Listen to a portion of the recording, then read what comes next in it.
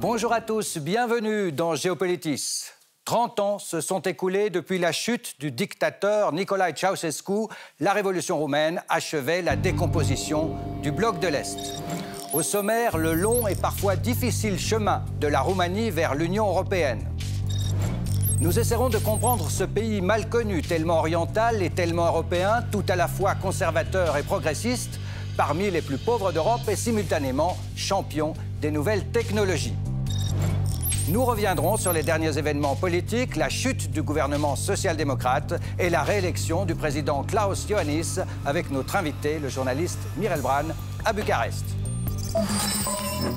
Il y a 30 ans, les télévisions de France et de Suisse retransmettaient le procès du couple Ceausescu, un événement suivi par des millions de téléspectateurs. C'était la soirée d'après Noël. Comme dans un drame antique, le tyran et son épouse étaient condamnés à mort devant un tribunal révolutionnaire et fusillés immédiatement. La Roumanie était le dernier pays communiste du bloc de l'Est à faire sa révolution. Quel est donc le chemin parcouru depuis 30 ans ? Les vieux réflexes, forgés par une dictature inflexible et absurde, n'ont pas été faciles à oublier. Les Roumains ont mis longtemps à se débarrasser des oripeaux du communisme. Ils ont beaucoup encaissé, beaucoup réformé, beaucoup espéré, avant de rejoindre enfin l'Europe en 2007. Mais aujourd'hui encore, la Roumanie apparaît comme un mouton noir au sein de la grande famille européenne. On la surveille, on redoute son instabilité politique, on s'est effaré des affaires de corruption qui ont envoyé en prison des milliers d'hommes d'affaires, de politiciens et de fonctionnaires. 30 ans après la révolution de 1999, la Roumanie amorce un nouveau départ. Elsa Anguinolfi.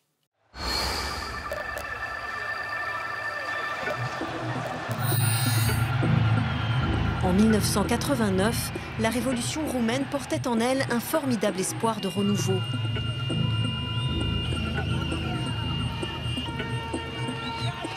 Mais le chemin de la démocratie et de la libéralisation économique a été long, douloureux même. Ce pays tout à l'est de l'Union européenne a vu plus de 4 millions de ses citoyens s'exiler, des ouvriers issus des campagnes, mais aussi de jeunes diplômés. La Roumanie, qui comptait 23 millions d'habitants en 1989, n'en a plus que 19 millions et demi aujourd'hui. C'est l'un des pays les plus pauvres de l'Union. Le salarié moyen y gagne 760 francs suisses par mois, l'équivalent de 700 €. Pour le retraité, c'est 270 francs. Et on pourrait parler encore des routes roumaines réputées les pires de toute l'Europe, un tableau plutôt sombre.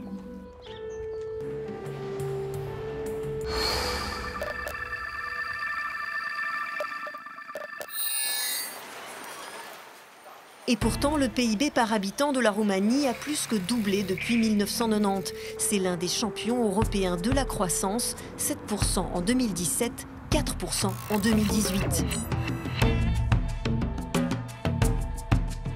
Emblème de cette croissance, Dacia et ses voitures low cost exportées dans 44 pays. À lui seul, le constructeur représente 3 à 4% du PIB national. Mais la Roumanie, c'est aussi des ateliers de confection qui travaillent pour les plus grandes marques et un secteur informatique florissant qui lui vaut le surnom de Silicon Valley d'Europe de l'Est. Mais cette croissance n'a pas mis fin à la grande misère qui règne encore dans certaines zones rurales. La Roumanie bénéficie pourtant d'importantes aides européennes, 31 milliards d'euros prévus entre 2014 et 2020. C'est le 4e pays le plus soutenu, derrière la Pologne, l'Italie et l'Espagne.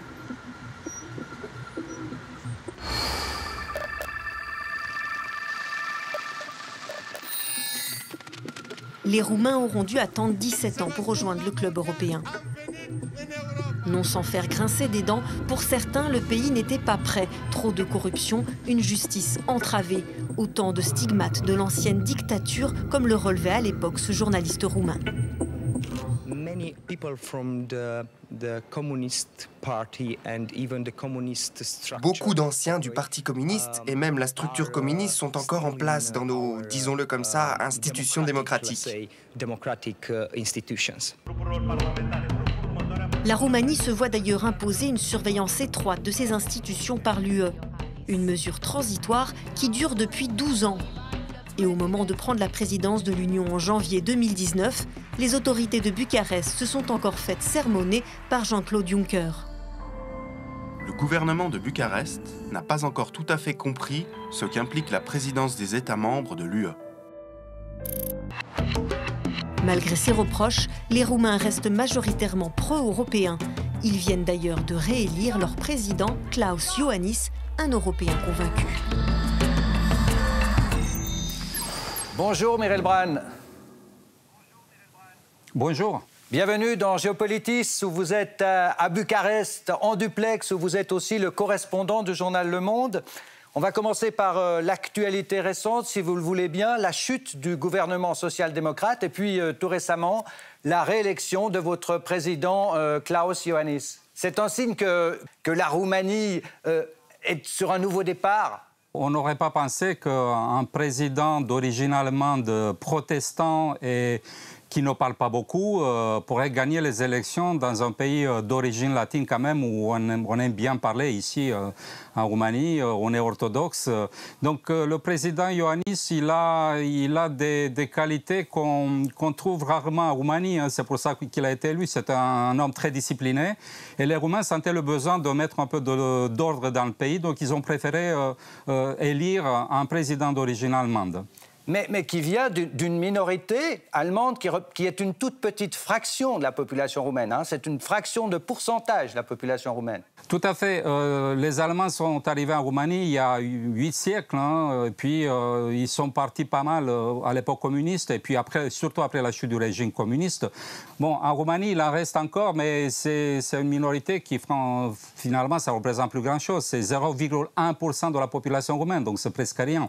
Et les Roumains ont pourtant préféré élire un président de cette minorité, parce que ce président, il a déjà fait ses preuves dans la ville de Sibiu. Il a été maire de cette ville qui est située au centre du pays, dans la région de Transylvanie. Il a eu 4 mandats dans cette ville et il a fait de cette ville un véritable bijou de la Transylvanie et de la Roumanie. Quand on va à Sibiu, on a l'impression d'être en Autriche, en Italie, enfin à l'ouest, quoi. Alors, et ce succès qu'il a eu à Sibiu, il a voulu le reproduire à l'échelle du pays. Alors, il y a ce président d'origine allemande, mais il y a beaucoup d'autres minorités en Roumanie. On l'oublie souvent, ça.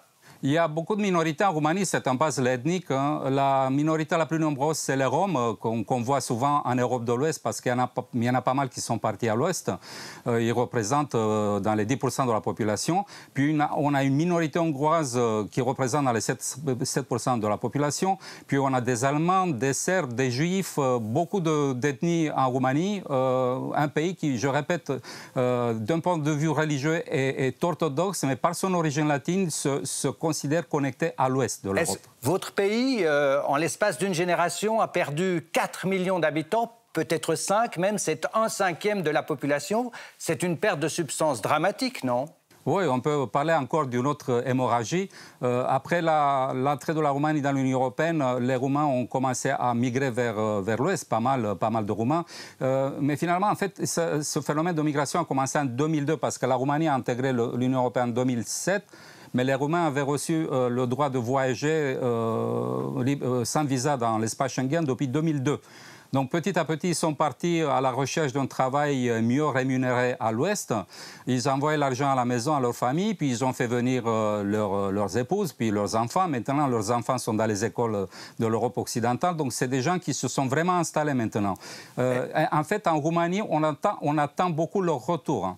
Est-ce qu'ils sont partis parce que les transformations du pays n'ont pas été assez vite ? D'abord, il y a une motivation économique. Évidemment, si on gagne mieux à l'Ouest, ils ont préféré migrer. Mais il n'y a pas que la motivation économique. J'ai rencontré beaucoup de ces gens-là et il y en a beaucoup qui sont prêts à rentrer. Mais s'ils ne le font pas encore, c'est parce qu'ils considèrent qu'en Roumanie, on ne respecte pas vraiment les règles, qu'il y a trop de corruption institutionnalisée. Ils ne font pas confiance à leur pays. Et je répète, ce n'est pas vraiment un problème d'argent parce qu'ici, on commence à gagner des salaires qui ne sont plus aussi loin de l'Europe occidentale. Oui, mais les gens se sont habitués au mode de vie occidental. Et même l'économie roumaine est extrêmement performante. Je crois que vous avez maintenant en Roumanie, depuis un certain nombre d'années, une des croissances les plus fortes en Europe. On l'oublie, ça. Tout à fait. Les nouvelles technologies jouent en faveur de la Roumanie parce que nous avons une population de spécialistes en informatique assez importante, quoi. Il y a beaucoup d'étudiants qui sortent de ces universités. Ils sont très bons. Ils travaillent pour des boîtes américaines ou de l'Europe de l'Ouest. Pour eux, il n'y a plus de frontières. On a des dizaines de milliers de start-up en Roumanie.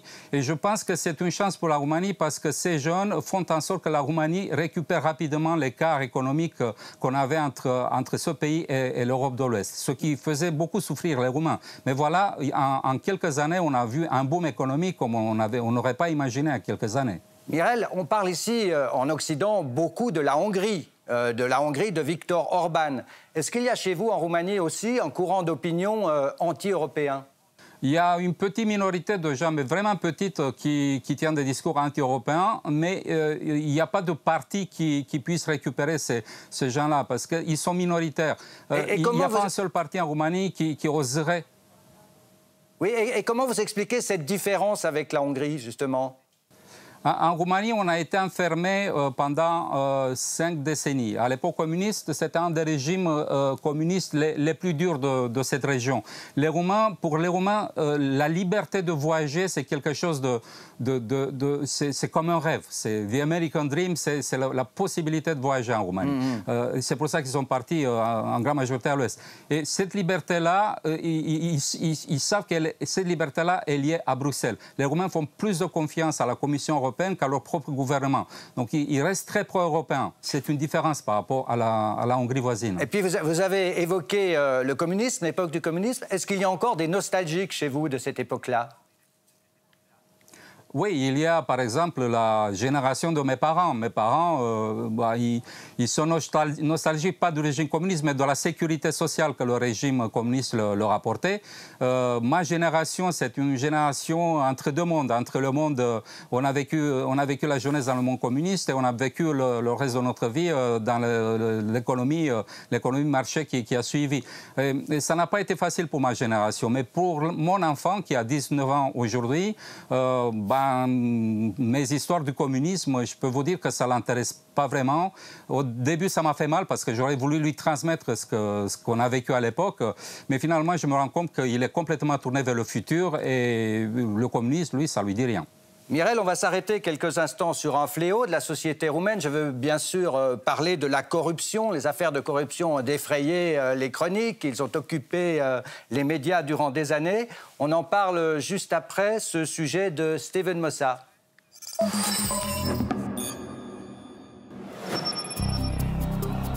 C'était du jamais vu depuis la chute de Ceausescu. Février 2017, 500 000 personnes au cœur de Bucarest pour demander la démission du gouvernement social-démocrate accusé de corruption et de vouloir contrôler la justice à coups de réformes.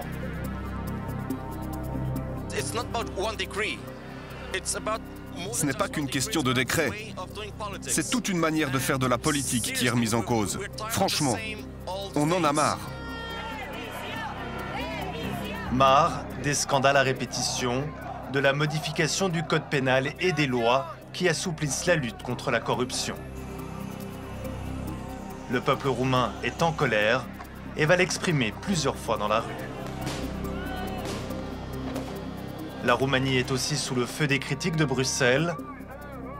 Quand le pays prend les commandes de l'UE pour 6 mois en janvier 2019, Jean-Claude Juncker adresse un sévère avertissement. L'Union européenne est faite de compromis, mais lorsqu'il s'agit des droits humains, lorsqu'il s'agit de l'état de droit, lorsqu'il s'agit du respect de la règle de droit, lorsqu'il s'agit de la lutte contre la corruption, il n'y a pas de compromis possible. Avec l'entrée de la Roumanie dans l'Union européenne en 2007, la justice du pays est devenue très efficace, avec des centaines de condamnations d'élus locaux et nationaux. Depuis 2013, la procureure Laura Codruta-Kövesi incarne la lutte contre la corruption, mais le gouvernement a obtenu son départ en juillet 2018. Il est de bon sens de constater que l'orientation politique actuelle ne conduit pas à un système de justice efficace, mais vise plutôt à le bloquer. J'ai un message pour les citoyens roumains et la société. La corruption peut être vaincue, n'abandonnez pas. Et la Roumanie n'a pas abandonné. La preuve, l'homme fort du pays, chef du parti social-démocrate, Liviu Dragnea, a été incarcéré pour détournement de fonds publics. De son côté, Laura Codruta-Kövesi a été nommée procureure du futur parquet antifraude de l'Union européenne.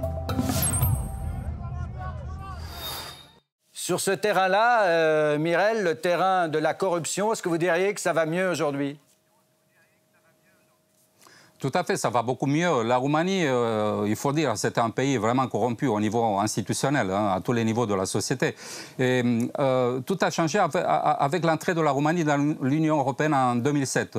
On a été poussé par la Commission européenne, par Bruxelles et aussi par Washington, il faut dire, parce qu'on fait partie aussi de l'OTAN, non seulement de l'Union européenne. On a été poussé par ces deux institutions de faire un peu d'ordre dans le pays. Donc on a une nouvelle génération de procureurs, on a un nouveau département au parquet qui s'occupe que des affaires de corruption. Et ces gens-là, ces jeunes procureurs ont été formés à l'occidental et ils ont montré de ce qu'ils étaient capables de faire. Ils ont démarré une véritable opération main propre qui a amené derrière les barreaux beaucoup d'hommes politiques. Est-ce que la chute du Parti social-démocrate est un signe de ce changement aussi ? Tout à fait. Je pense que c'est la fin d'un cycle politique parce qu'on a commencé une révolution il y a 30 ans. Le régime Ceausescu est tombé, mais le communisme, je dirais qu'il y a encore des réflexes de l'époque qui sont restés. Donc on a eu du mal à tourner la page. Voilà, 30 ans après, on est arrivé enfin à tourner cette page. Parce qu'il ne faut pas oublier que ce parti social-démocrate est l'héritier de l'ancien parti communiste. Et je ne veux pas le diaboliser. Il y a des gens bien chez les sociodémocrates en Roumanie, mais le parti a été en quelque sorte kidnappé par un groupe de gens très corrompus qui avaient les réflexes de l'époque communiste. Et la défaite de ce parti, c'est en fait une sorte d'accomplissement de la révolution qu'on a commencé il y a 30 ans. Est-ce que vous diriez que ce problème de corruption, longtemps, c'est peut-être la raison principale qui a retardé l'entrée de la Roumanie dans l'Union européenne? Tout à fait, mais c'est officiel. Hein? La Roumanie devait entrer... Ça a été long. La Roumanie devait entrer dans l'Union européenne en 2004 avec les 10 autres pays, mais finalement, la Roumanie et la Bulgarie aussi, la Bulgarie voisine, n'ont pu intégrer l'Union européenne qu'en 2007, 3 ans plus tard. Pourquoi? Parce qu'à la Commission européenne, on a dit aux Roumains, aux Bulgares, vous faites de l'ordre, vous faites une réforme de la justice et vous allez rentrer plus tard. Donc on a été obligé, on a été poussé par Bruxelles de faire ces réformes de la justice. Qu'est-ce qu'il manque encore aujourd'hui à la Roumanie pour être, je dirais, pleinement euro-compatible? Il y a encore des choses à obtenir, à faire. Le niveau de vie en Roumanie commence à approcher le niveau de vie à l'occidental. C'est plus vraiment un pays pauvre, c'est un pays qui a évolué. Mais la dernière chose qu'on a réglée, c'est cette histoire de corruption, parce que c'est un problème très compliqué. Et voilà, on a mis des années. Et ce n'est qu'à l'occasion de ces dernières élections qu'on a pu se débarrasser d'un parti qui était encore très corrompu, il faut le dire. Donc si on arrive à mettre de l'ordre dans le pays, et on est en train de le faire, je pense que la Roumanie est très compatible avec l'Europe occidentale et elle a sa place au sein de l'Union européenne. Merci Mireille, on va terminer par là. Merci d'être venu dans Géopolitis et puis je vous souhaite d'ores et déjà de très belles fêtes de fin d'année à Bucarest. Merci. Merci. La Roumanie est un pays à part aux confins de l'Occident.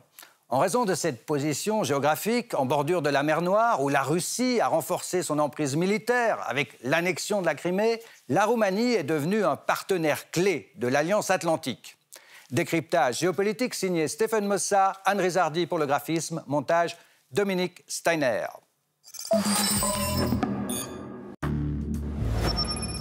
Juillet 2015. Le secrétaire général de l'OTAN inaugure en Roumanie un centre de commandement de l'Alliance transatlantique. But de ce nouveau quartier général, commander des forces déployées sur le flanc sud-est de l'OTAN.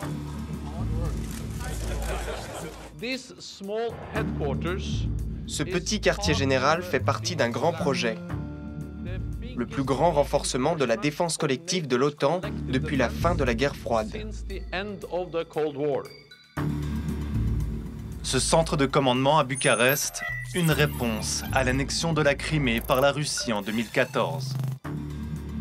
L'OTAN veut alors renforcer sa présence dans la région de la mer Noire et multiplie les positions militaires en Roumanie.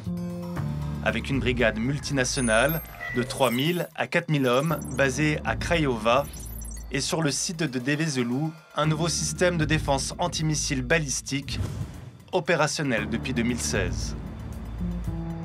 Coût de cette construction gérée par les États-Unis, 800 millions de dollars. Officiellement, le but n'est pas de répondre à la menace russe.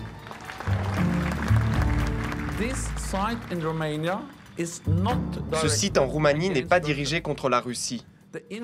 Les intercepteurs sont trop peu nombreux et situés trop au sud ou trop près de la Russie pour pouvoir intercepter des missiles balistiques intercontinentaux russes. L'OTAN dispose aussi d'une base aérienne au bord de la mer Noire et d'un centre pour le renseignement militaire au nord-ouest du pays. Pour marquer leur présence, les Alliés déploient aussi bateaux et avions lors d'exercices de grande envergure.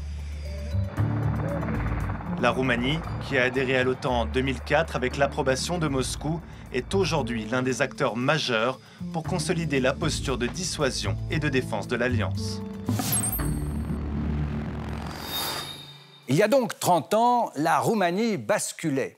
En l'espace d'une semaine, celui qui avait régné sur le pays durant 24 ans était contesté, renversé, jugé et exécuté.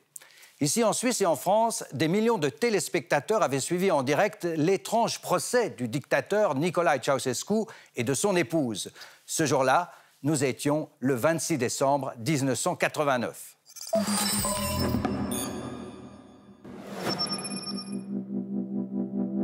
Nicolae Ceausescu și Elena Ceausescu au fost condamnați la moarte. Ce jour-là, c'est un document exceptionnel qui est diffusé à la télévision. Les extraits du procès du dictateur déchu qui a eu lieu la veille, le jour de Noël 1989. On y voit Nicolae Ceausescu et son épouse dans le coin d'une petite salle dans une caserne militaire.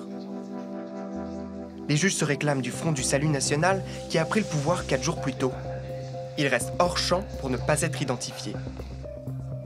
Vous êtes en face du tribunal du peuple. Je ne connais aucune autorité, si ce n'est celle de la Grande Assemblée nationale. Mais l'Assemblée nationale a été dissoute. Le nouveau système légal est différent. Alors c'est un coup d'État. Ceausescu se braque. Il refuse d'être soumis à cette justice improvisée et ne répond plus aux questions. Laissez mourir les gens, les enfants, à l'hôpital, sans nourriture, sans chauffage, sans lumière. Cela ne vous a pas surpris tout ça ? Je parle à l'inculpé Nicolae Ceausescu. Au nom de quoi a été perpétré le génocide de Timișoara? Le dictateur ne répond pas. Plus loin, il s'énerve et dénonce un complot fomenté depuis l'étranger.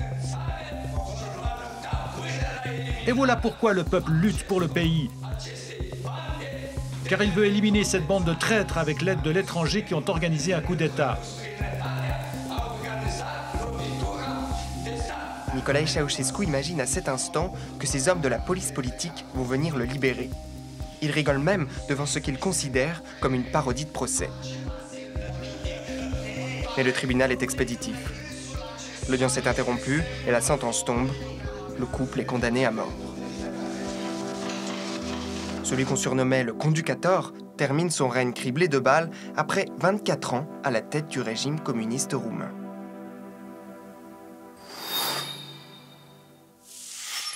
Qui de mieux placé que notre invité pour dépeindre l'âme et les particularités de son pays?